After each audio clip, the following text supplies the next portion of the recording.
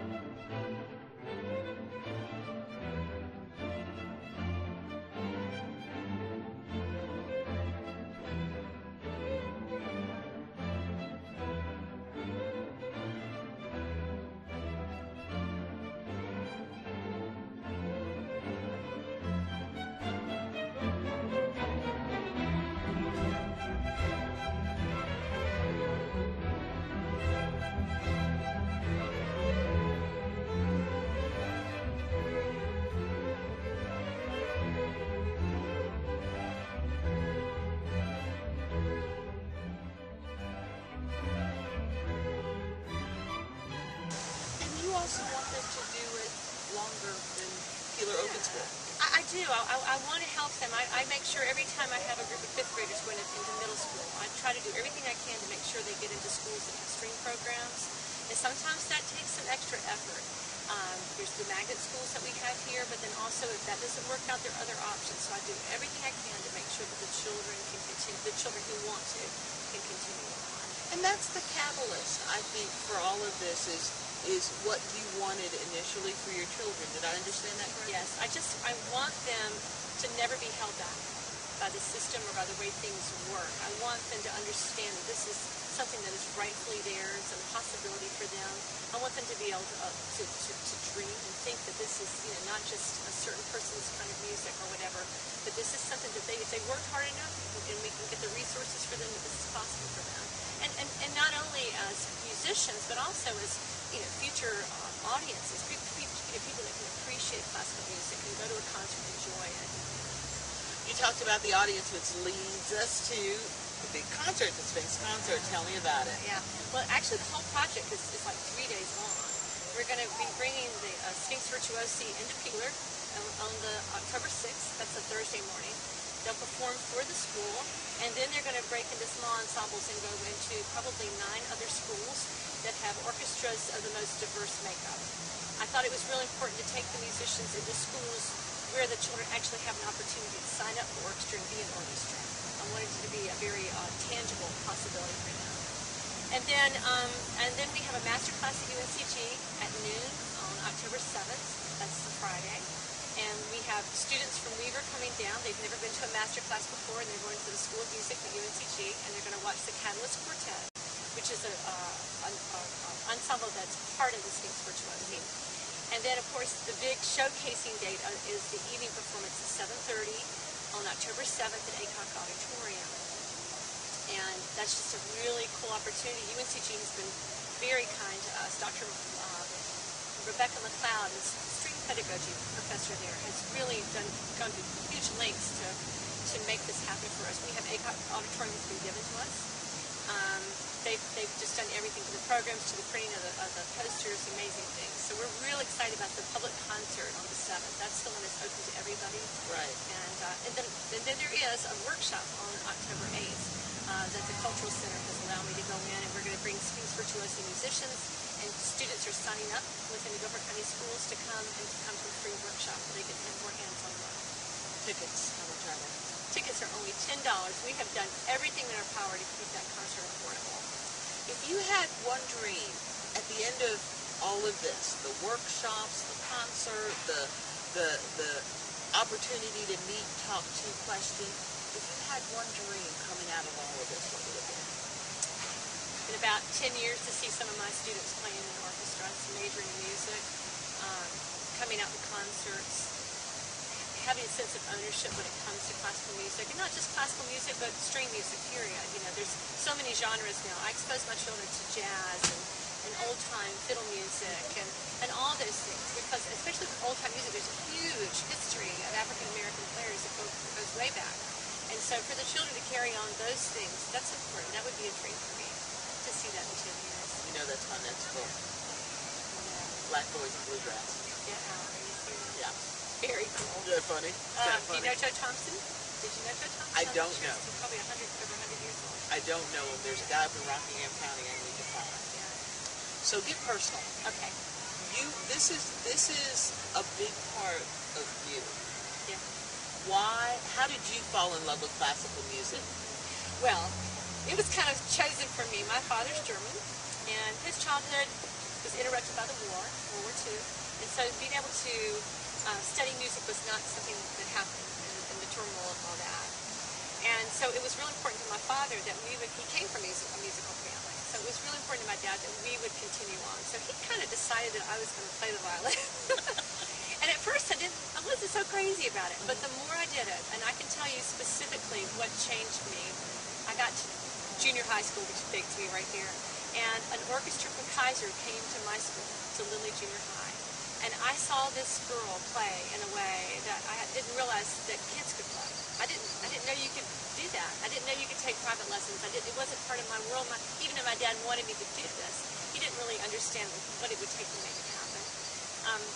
So that kind of that's what spurred me on. And honestly, Carol, if it hadn't been for the public school programs, the music programs, the orchestra programs in public schools, I probably never would be sitting here. It was because of those programs that, I suddenly learned how to do all-county and all-state auditions and youth orchestra. And all these doors of opportunity became available to me. And that's the other thing that I see from my students, is that by being in orchestra, by playing the violin, they're starting to see how things open up for them. For instance, we play at Ben & Jerry's Free Cone Day. Free ice cream, and we're getting ready to go back into Duke Chapel and play there. Mm-hmm. And so the students have never been, many of them have never been to a college campus. And so imagine going from no college campus to the Duke campus. And we'll play in the chapel there, eat lunch at the Refectory Cafe, and then we go and we blow off some steam at Cameron Indoor Stadium for the day. So we have these things that happen. And that was kind of for me too. My world just enlarged as I pursued this violin thing. I found myself playing for receptions and going places and doing things I wouldn't normally do. Do you see it over again when you look through the eyes of your students? Yeah, now? I do. Yeah, I do. We played at Greensboro Country Club for a luncheon there.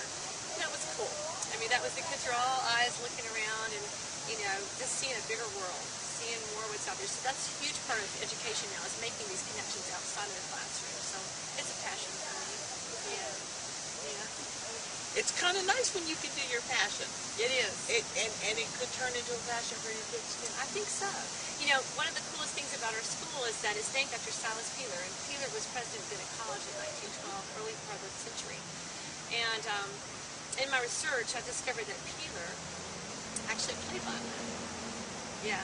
And I found a 1912 photograph of Bennett College music class back when the school was co-ed. And in the far right-hand corner are two young black men holding violins. Wow. So when I've showed that photograph to my students, they literally have said, wow, we're part of history. And I'm like, yeah, you are. So it's not only connecting them with their future, it's also helping them connect with their roots and having this greater sense of ownership of this instrument belongs to me as much as anybody else. It's really interesting to me because you talk a lot about ownership. Yeah. And the importance of ownership. And I guess that to me is a key. It is. I mean, here I am, half German, talking about a typically Eurocentric thing, playing classical music, you know. But it's really classical music belongs to everybody. And anybody who hears Bach and is drawn to it should have the opportunity to pursue it if they want to. Nothing should hold them back. Nothing. And so I'm just totally committed to that, to making sure that happens for my students. And it's cool, because by the 5th grade, some of my kids are playing Bach minuets, and they love it. They love their Pachelbel canon. They do have that sense of ownership. They don't, for matter of fact, when I first showed the virtuosi pictures to my kids, at first they didn't understand what was so unique about seeing a Black and Latino orchestra, because that's what they see every day. And it's kind of like, for me, growing up in the 70s, I didn't understand that I was walking into a time where women could play professionally. Right. Where, 15 years ago, you didn't, or even 10 years ago, you didn't see that many women. 10 years before that, like in the 60s, you didn't see many women in professional orchestras unless they were part players. And so they don't really understand what they're walking into, and that's just fine with me. They never have to know, but they could also learn to appreciate everything that's gone before them. Right. Aaron DeBorkin, the founder of the Sphinx organization, is just doing incredible work right now. He's just been not nominated. He has now been appointed to serve on the National Council for the Arts up in D.C. for President Obama. So they're getting a huge treat from a lot of levels. Yeah, this is just the timing of all this is pretty incredible. I'm really excited. And after they perform in Greensboro on October 7th at ACON, their next performance will be at Carnegie Hall. With Vanessa Williams as their honorary chair. Are you waiting to take your kids to Carnegie Hall? If I could get enough energy, maybe someday. I don't want to say not, because